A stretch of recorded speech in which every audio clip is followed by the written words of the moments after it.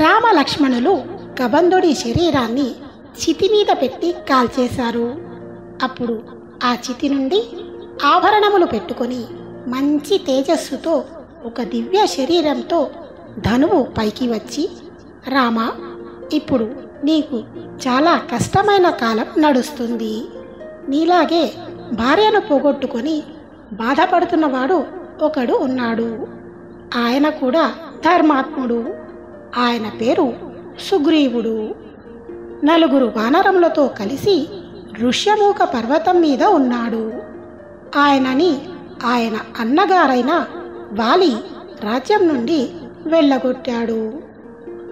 నువ్వు ఆయనతో అగ్నిసాక్షిగా స్నేహం చేసుకో. వానరుడు కదా అని ఎన్నడూ సుగ్రీవుడిని అవమానించవద్దు. ఇప్పుడు నీకు ఒక గొప్ప మిత్రుడు కావాలి. సుగ్రీవుడు నీకు తగిన మిత్రుడు. ఆ సుగ్రీవుడిని కలుసుకోవటానికి నువ్వు ఇక్కడి నుంచి పశ్చిమ దిక్కుకి వెళ్ళు. అక్కడ అనేక వృక్ష సమూహాలు కనబడతాయి. ఆ వృక్షములకు ఉండే పళ్ళు సామాన్యమైనవి కావు. అవి చాలా మధురంగా ఉంటాయి. మీరు ఆ పళ్ళు తిని ముందుకు వెళితే కొన్ని వనాలు వస్తాయి. మీరు ఆ వనాలన్నీ దాటి ముందుకు వెళితే ఆఖరికి పంప అనే పద్మ సరస్సు వస్తుంది. సుగంధభరితమై నిర్మలమై చల్లగా ఉండే ఆ సరస్సులోని నీటిని తాగండి. మీరు సాయంత్రం పూట అక్కడ విహరించండి. అప్పుడు మీకు ఒక విచిత్రమైన విషయం కనపడుతుంది. అక్కడ వాడని పూలదండలు పడి ఉంటాయి. ఆ పూలదండలని ఎవరు వేసుకోరు. ఇక్కడికి ఈ పూలదండలు ఎలా వచ్చాయో తెలుసా రామా? పూర్వం మాతంగ మహర్షి ఉన్నప్పుడు ఆయన శిష్యులు ఆయనకి కావలసిన దర్భలు, ఇతర పదార్థాలు అరణ్యముల నుండి మూట కట్టి తీసుకెళ్లేవారు. వారు అలా తీసుకువెళుతున్నప్పుడు వారి ఒంటికి చెమట పట్టి ఆ చెమట బిందువులు భూమి మీద పడ్డాయి. వారు ఎంతగా గురు శుశ్రూత చేసిన వారంటే వాళ్ళ చెమట బిందువులు భూమి మీద పడగానే అవి పూలదండలుగా మారిపోయాయి.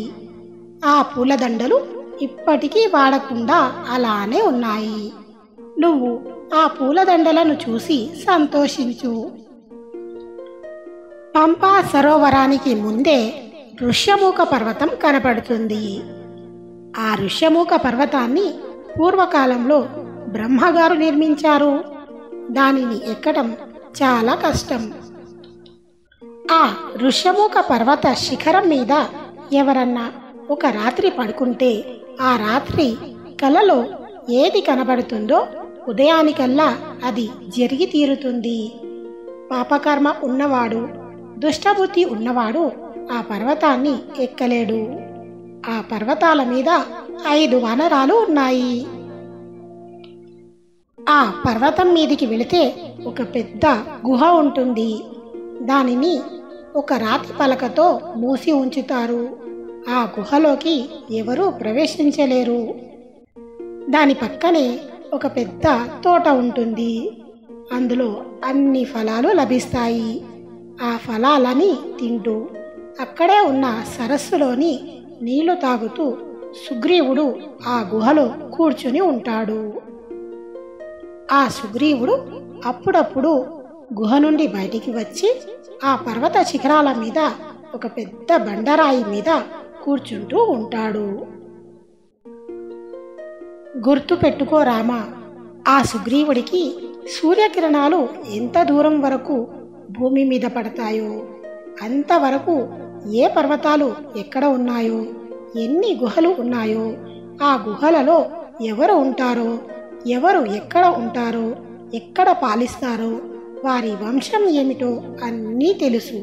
అందుకని అటువంటి సుగ్రీవుడితో స్నేహం చెయ్యి అని చెప్పి వెళ్ళిపోయాడు. అప్పుడు రామలక్ష్మణులు బయలుదేరి మాతంగ మహర్షి యొక్క ఆశ్రమానికి చేరుకున్నారు.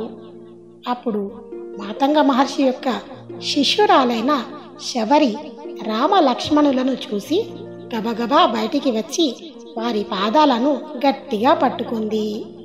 వారికి అతిథులకు ఇవ్వవలసిన సమస్త సంభారములు చేకూర్చింది.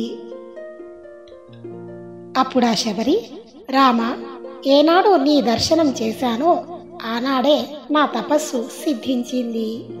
నేను కూడా మా గురువు గారైన మాతంగ మహర్షి శిష్యులతో పాటు తపస్సు చేశాను. నువ్వు చిత్రకూట పర్వతం మీద ఉండగా మా గురువులందరూ దివ్యమైన విమానములు ఎక్కి ఉత్తమ లోకాలకు వెళ్ళిపోయారు. వాళ్ళు వెళ్ళిపోతూ నాతో ఒక మాట అన్నారు.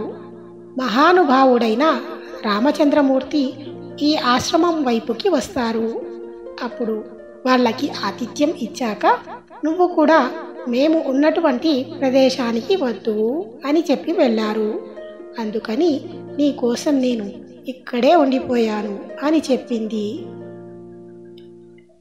ఆ తరువాత శబరి రాముడిని ఆ ఆశ్రమం లోపలికి తీసుకువెళ్ళి ఒక అగ్నివేదిని చూపించి, రామ, మా గురువు గారు ఈ అగ్నివేది దగ్గరే అగ్నిహోత్రం చేసేవారు. వృద్ధులైన మా గురువులు వణికిపోతున్న చేతులతో పువ్వులు తీసి ఆ వేది మీద పెట్టేవారు. రామ, ఒక్కసారి ఆ వేది మీద చూడు, ఆ పువ్వులు ఇప్పటికీ వాడకుండా అలానే ఉన్నాయి.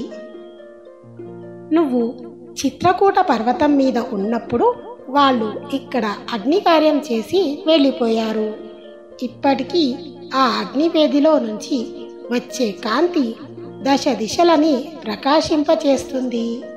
మా గురువులు చాలా వృద్ధులు అవ్వడం వలన నదీ తీరానికి వెళ్ళి స్నానం చేయలేకపోయేవారు. అందుకని వారు అక్కడే కూర్చొని ఒక్క నమస్కారం చేసేవారు. వారు అలా నమస్కారం చేయగానే 7 సముద్రముల యొక్క పాయలు ఇటుగా ప్రవహించాయి. అప్పుడు మా గురువులు అందులో స్నానం చేశారు. మా గురువులు స్నానం చేసి తమ వస్త్రములను పిండి ఇక్కడే తీగల మీద ఆరేసేవారు. నువ్వు ఆ వస్త్రములను ముట్టుకుని చూడు, ఇవి ఇప్పటికీ అలానే తడిగా ఉంటాయి. వారు ముట్టుకున్న ప్రతి వస్తువుని వారు ఏ స్థితిలో ముట్టుకున్నారో అవి ఆ స్థితిలోనే ఉండిపోయాయి. రామ, నీ కోసమని చెప్పి నేను అరణ్యం నుంచి పండ్లు ఫలాలు సేకరించాను. నువ్వు వాటిని స్వీకరించు అని చెప్పి ఆ పండ్లు ఫలాలను రాముడికి ఇచ్చి, మా గురువులు నీకు ఆతిథ్యం ఇవ్వమన్నారు, నేను ఇచ్చేశాను, అందుకని నేను వెళ్ళిపోదామని అనుకుంటున్నాను అని చెప్పి సంకల్ప మాత్రం చేత అగ్నిని రగిల్చి అందులో తన శరీరాన్ని వదిలేసింది. అప్పుడు ఆ అగ్నిలో నుంచి దివ్యమైన అంబరములతో దివ్యమైన వస్త్రములతో ఆమె శరీరం బయటకి వచ్చి తన గురువులు ఉన్న లోకాలకి వెళ్ళిపోయింది. ఆహా, ఏమి ఋషులు, ఏమి తపస్సు అని రామ లక్ష్మణులు పొంగిపోయి అక్కడి నుంచి బయలుదేరి ఋష్యముఖ పర్వతం వైపు బయలుదేరారు.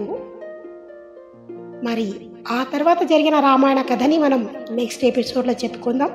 వీడియో నచ్చితే తప్పకుండా లైక్ చేయండి. మరిన్ని వీడియోస్ కోసం మా ఛానల్ని తప్పకుండా సబ్స్క్రైబ్ చేసుకోండి. వీడియో మీరు లైక్ చేయడం ద్వారా చాలామందికి వీడియో రీచ్ అయ్యి రామాయణ జ్ఞానం పొందగలుగుతారు. కాబట్టి తప్పకుండా మమ్మల్ని సపోర్ట్ చేయండి. జై శ్రీరామ్, జై హింద్.